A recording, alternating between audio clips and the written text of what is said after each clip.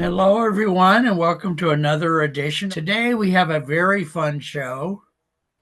Dan Slyker, who lives in Massachusetts, is a country singer.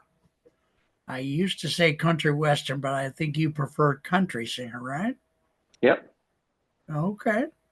And he's been doing it for more than 10 minutes because I looked at two or three of his albums. He's got it looks like three to me, but maybe it's two. But he's been doing this a long time.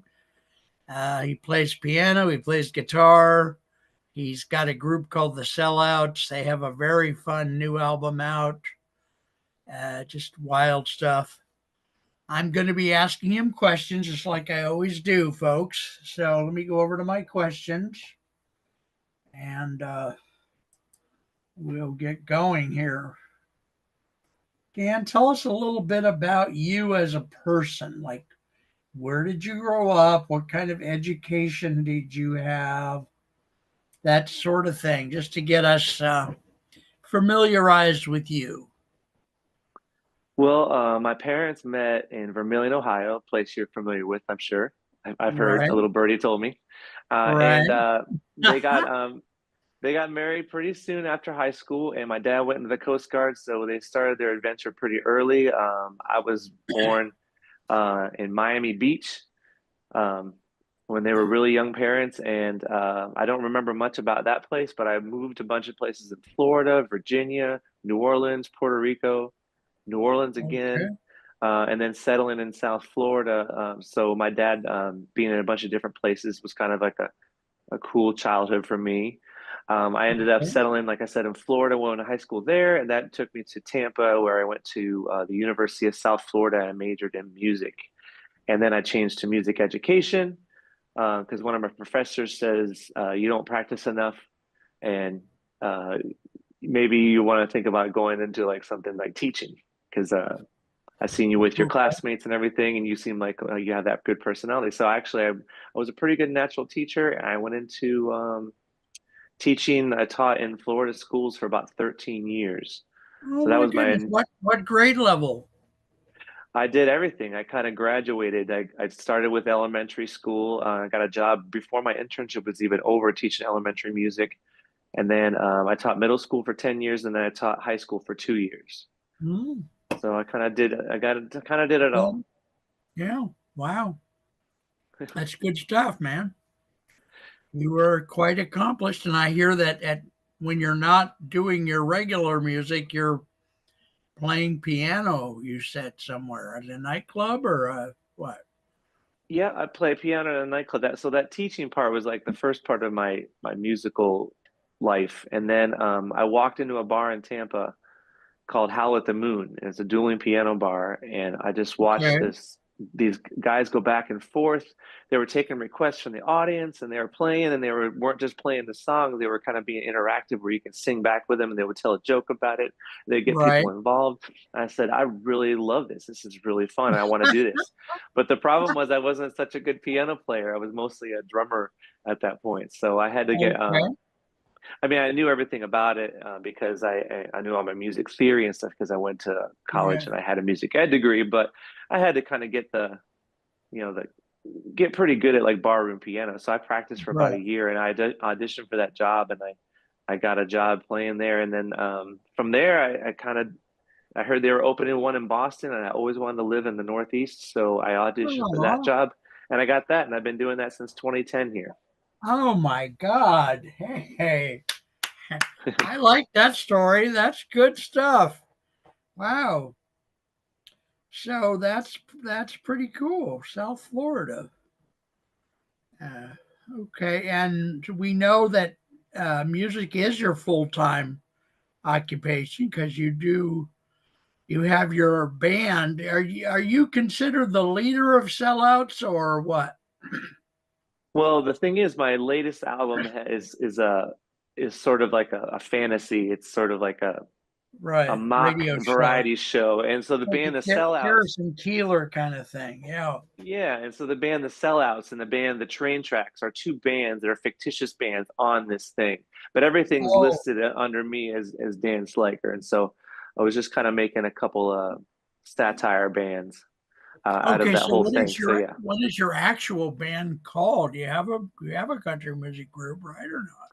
No, I just I go under Dan Slyker under the moniker of my own name, and then I hire I play most of the instruments myself. I do the drums, bass, and acoustic guitar, and I learned mandolin for this album, and that was kind of fun. Okay.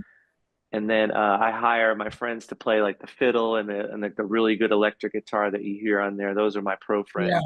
Okay. And my friend Okay. Joe Grady played upright bass on one song. So yeah, that's kind of how All I put it together. Yep. And it's a fun way right. to do it Very because good. you can I have all these talented friends. I can just call them up and say, we just do everything virtually. I send them a thing, an audio thing, and they record something and Okay. send it back, and we don't even have to get together. It's really cool. Wow. Yeah, that's today. I love that album called Sellouts and Train Tracks, right? Yeah, Is yeah. that the name? It was I super love that fun for thing. me to make. It's like a Garrison Keeler type show. Yeah, and I looked up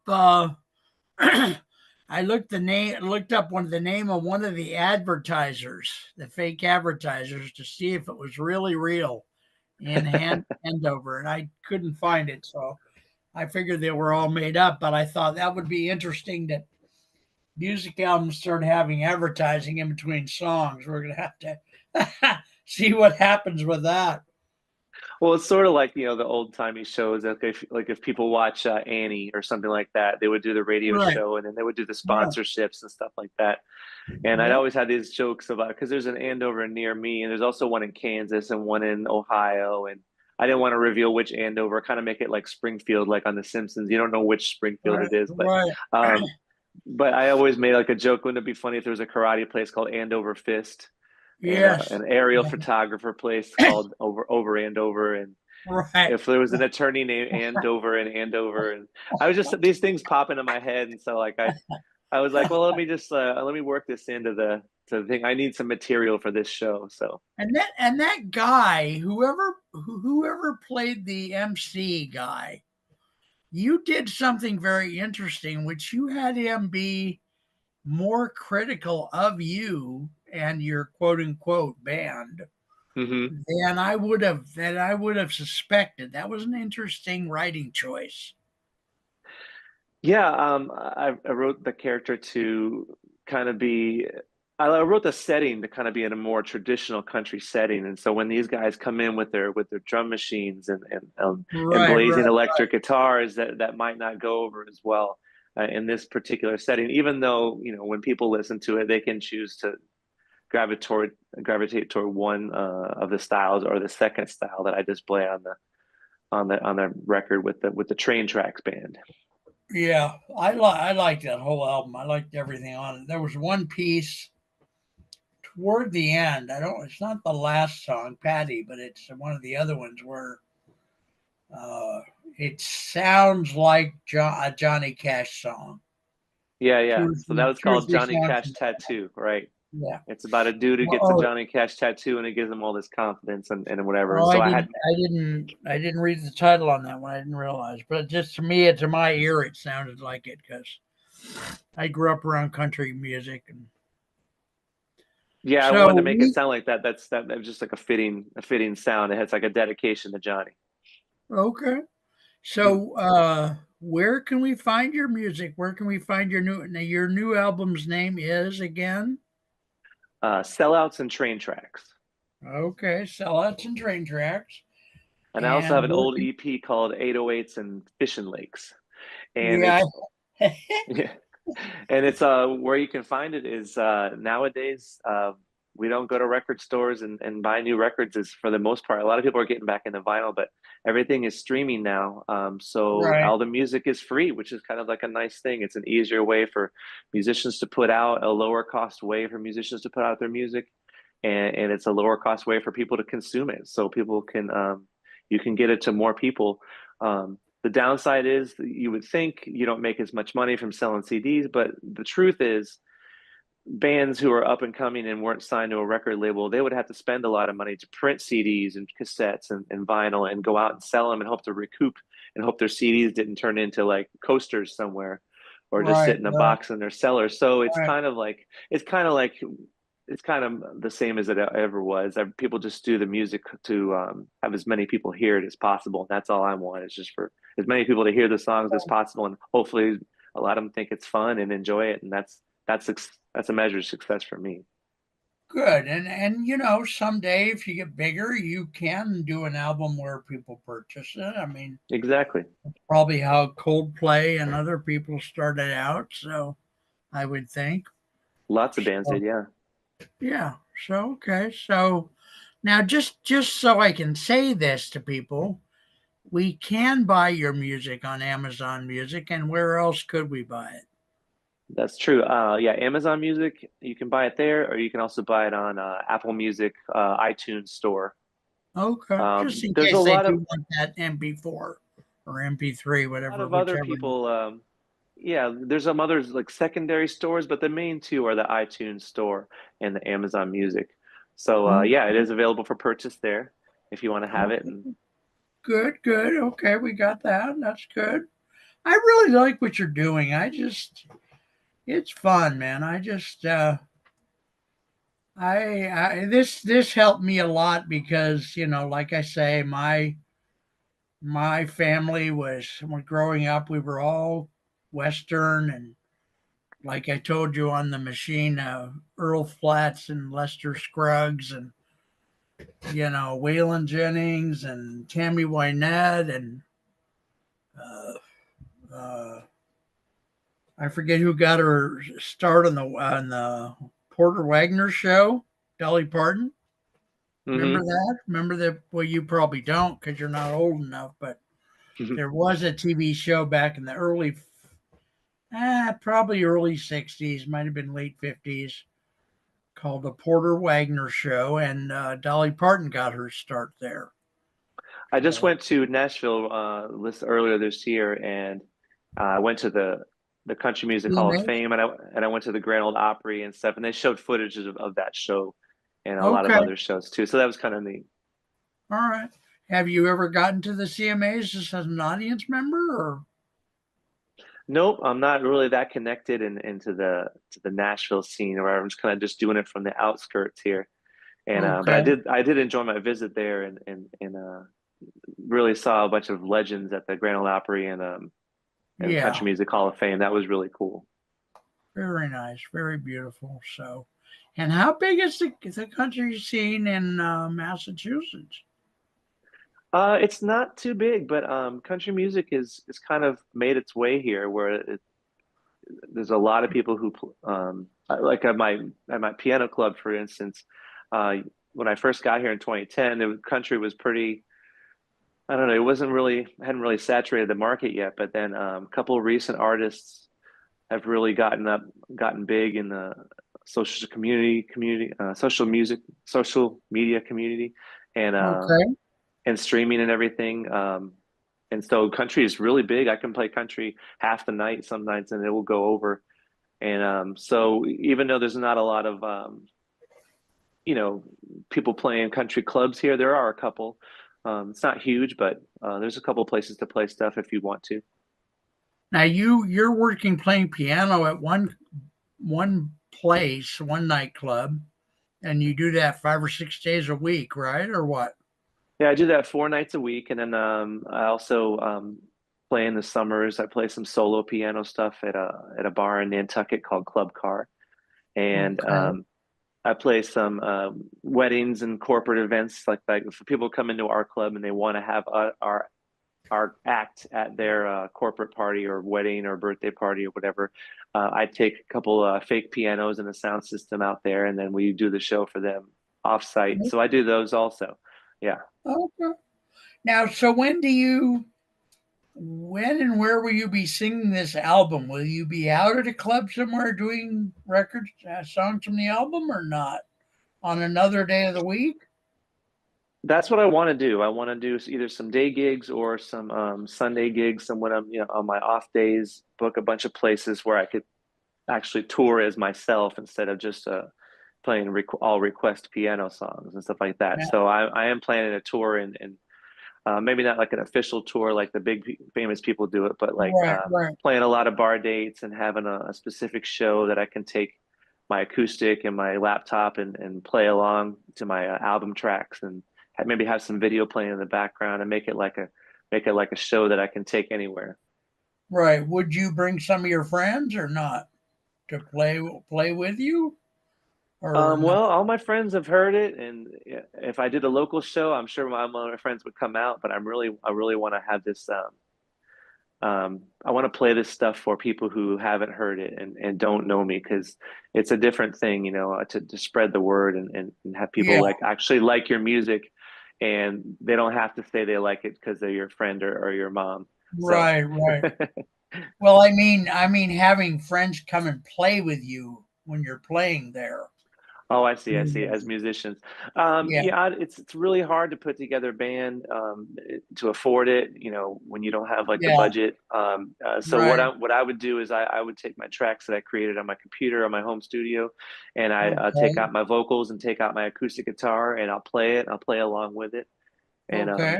hopefully try to make up in enthusiasm what not having a band took away. All right. Well, yeah, and I set up a couple things here in case I got to find it, but I've got do I have it here? I hope I do. Maybe I don't. I thought I had your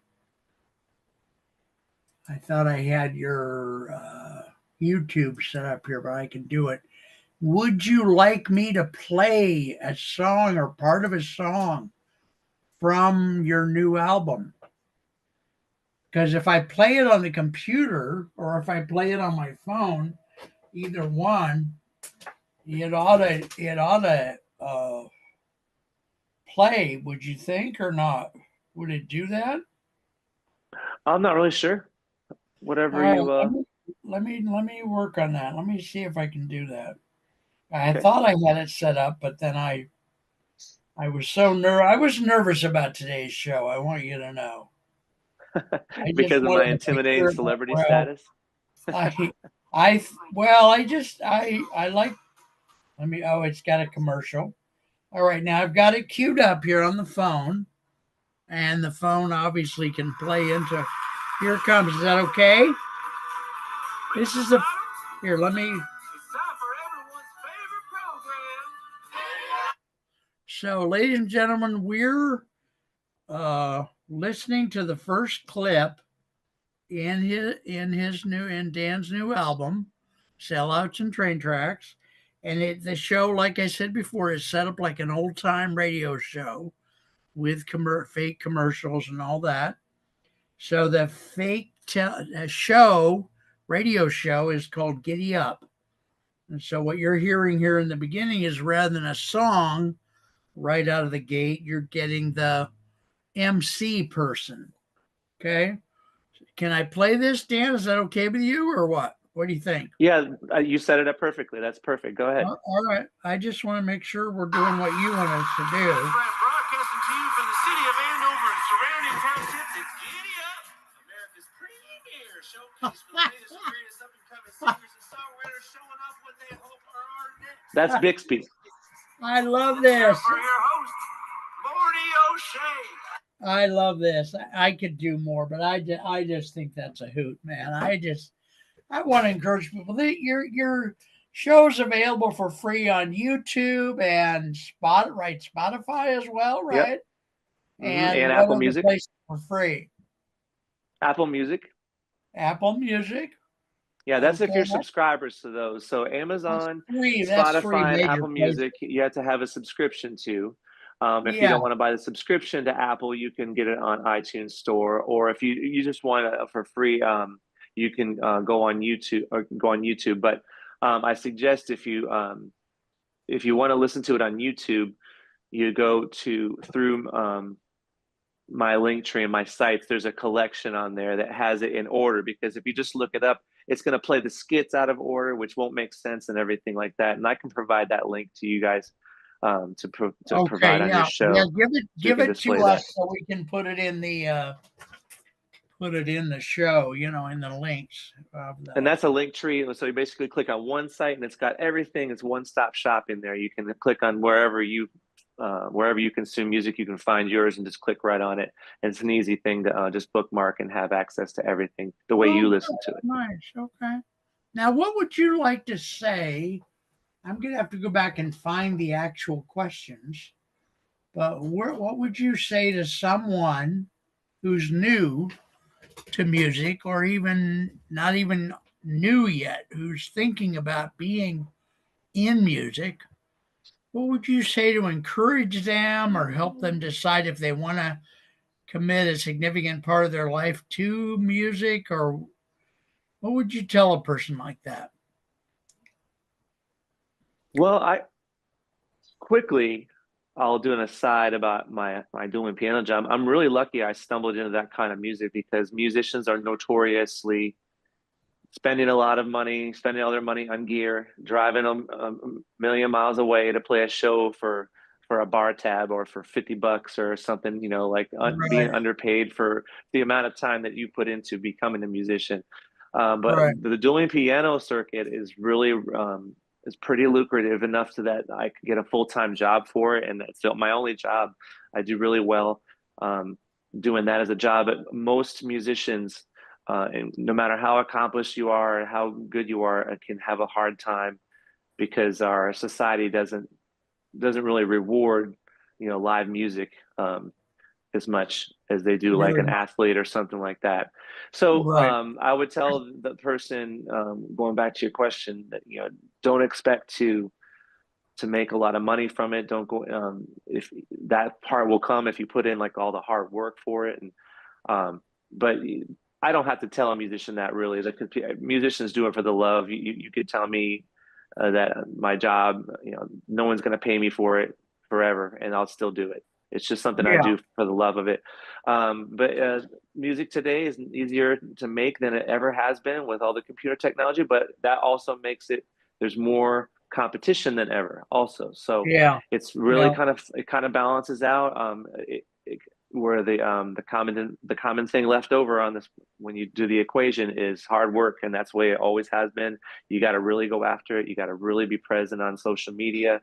You got to really know how to work the landscape of streaming music, and you got to try to go out and get contacts. You have to play live. You have to spread your music to people who haven't heard it, who don't hear the music, don't buy CDs and stuff like that anymore. You Right. have to like really get it out there. That's what I would say. It's hard work, no matter if it was 1970 or 2024. Yeah. Just got to keep Yeah. after it. Right. And practicing is, so, physically practicing. I mean, I didn't even talk about that part. Obviously, I was just assuming someone had already practiced and dedicated their yeah. life to it, and they're at the point where they want to do something else. But yeah, obviously, yeah, is you can get YouTube lessons out there now, and you can work and work and work. And if you don't eat, sleep, and breathe music, you're probably not going to get to the point where you can do something, and Right. significant. So, but that's not the kind of thing you'd have to teach people to do. They just do it or they don't. It's either born Oh, into them or yeah. it's not. Yeah. Yeah. Now, I would like to consider doing another show with you. I think there was my timer.